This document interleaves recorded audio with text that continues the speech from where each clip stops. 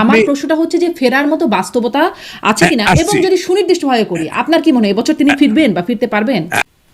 আমার রিডিং হচ্ছে যতক্ষণ না এসকনের সাবেক নেতা এই চিন্ময় তার জামিন না হবে এবং যতক্ষণ না আওয়ামী লীগ 4 থেকে 5টা সফল একেবারে নিশ্চিদ্র হরতাল বাংলাদেশে পালন না করতে পারবে, ততক্ষণ পর্যন্ত ফিরে আসার পরিবেশ তৈরি হয়েছে বলে আমি মনে করি না।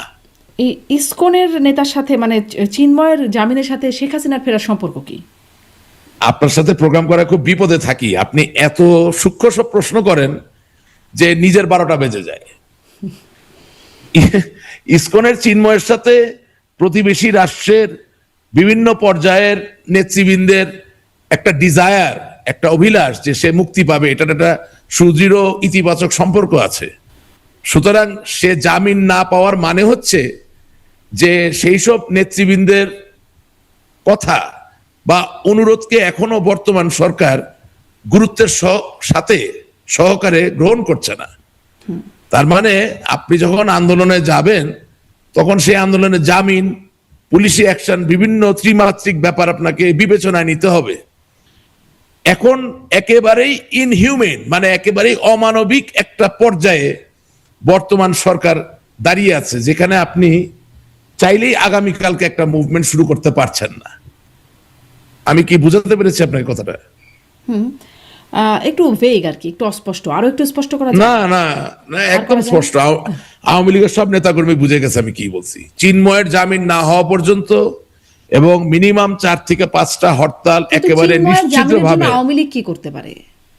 আওয়ামী লীগের কিছু করার দরকার নেই, দিস আর ইন্ডিকেটর। আচ্ছা, মানে আপনি আসলে এটার জন্য কি করতে পারে তাহলে?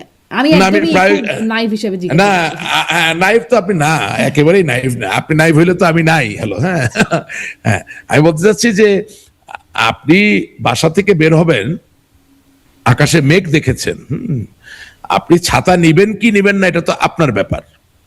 আকাশের মেঘের উপর তো আপনার কোনো নিয়ন্ত্রণ নাই। সুতরাং চিন্ময় হচ্ছে আকাশের মেঘের মতো একটা ব্যাপার। চিন্ময়ের জামিন না হওয়া পর্যন্ত বুঝতে হবে যে আকাশে যথেষ্ট পরিমাণ কিমুলা নিম্বাস মেঘের অনুপস্থিতি আছে, বরঞ্চ বর্ষণ হওয়ার মতো মেঘের অবস্থান বেশি। আমি কি বুঝাতে পেরেছি? আচ্ছা, বুঝলাম। যতটুকু আপনি বুঝাতে চাচ্ছেন ততটুকু হয়তো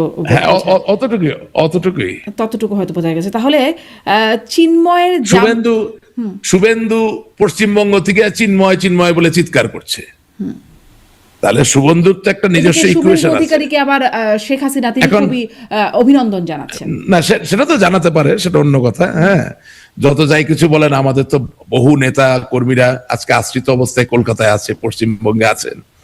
শুভেন্দু পশ্চিমবঙ্গের অভিভাবক হিসাবে এই নেতা কর্মীদের অভিভাবক তো জননেত্রী শেখ হাসিনা, সেই জায়গা থেকে তিনি তো অভিনন্দন জানাতেই পারেন। হ্যাঁ, ওটা অসুবিধার ব্যাপার না। ব্যাপারটা হচ্ছে যে শুভেন্দু যখন চিন্ময়ের নাম নেয় তখন বুঝতে হবে এটা কোনো একটা ইকুয়েশন বা কোনো একটা জায়গা থেকে আসতেছে। সুতরাং ওই জামিনটা হওয়া খুব সিম্বলিক, খুব জরুরি। জি, এখন এই জামিনটা তো আবার আসলে আদালতের হাতে, বা সত্যি কথা হচ্ছে সরকারের হাতে, মানে বাস্তবিক অর্থে যদি বলি সরকারের হাতে।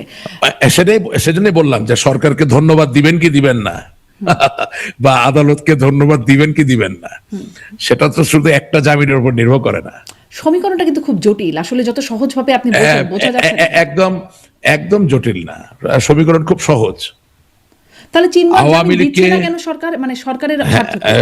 বলছি আপনাকে, সমীকরণটা খুব সহজ। আওয়ামী লীগের নিজের শক্তিতে আন্দোলন গড়তে হবে। আওয়ামী লীগের নিজের শক্তিতেই ওই পরিস্থিতি তৈরি করতে হবে যেখানে জামিন প্রক্রিয়া ত্বরান্বিত হবেই।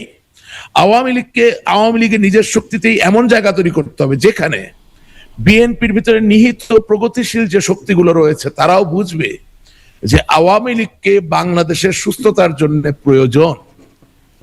সমীকরণ খুব সহজ। আচ্ছা।